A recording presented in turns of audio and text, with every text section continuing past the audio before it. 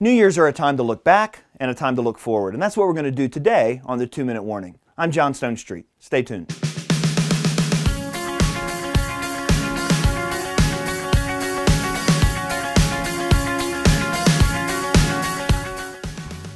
I know we say this every year, but 2012 was quite a year. In fact, as I look back on it, there's two words that really describe 2012 for me. The first word is the word loss. One of the losses that we experienced at the Colson Center was tragic yet inspiring, and that was the death of Chuck Colson, our founder. The death of Chuck was just a larger-than-life experience for us, and it made us reflect on the great life that God led him to and the great influence he had on so many, including us. The second incident that makes me think of the word loss wasn't inspiring at all. It was horrific. It was terrible. And that was the awful massacre of those innocent children at Sandy Hook Elementary School in Connecticut.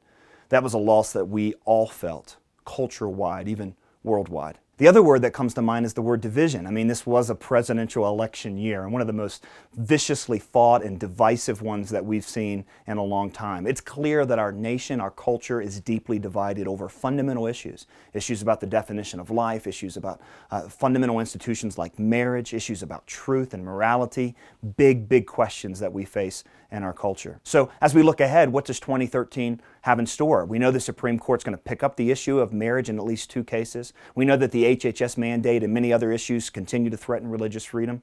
I mean, I think it's safe to say that 2013 is as unpredictable as the destruction of Hurricane Sandy was in New York this past year. We don't know what's in store for us. So how should God's people prepare for unpredictable times? You know, the Scripture is always telling God's people to look back and to look forward. I mean, think about throughout the history of the children of Israel, how many times they were told to remember, to remember, to remember. How many times the prophets condemned the nation of Israel for not remembering.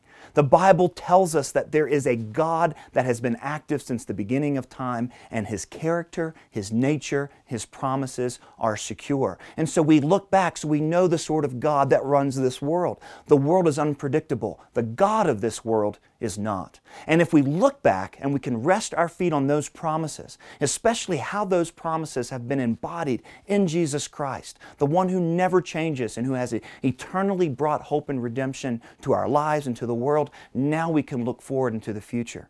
Everybody looks back and everybody looks forward, but to look back and to look forward with spiritual eyes requires that our hearts and our minds be spiritually formed.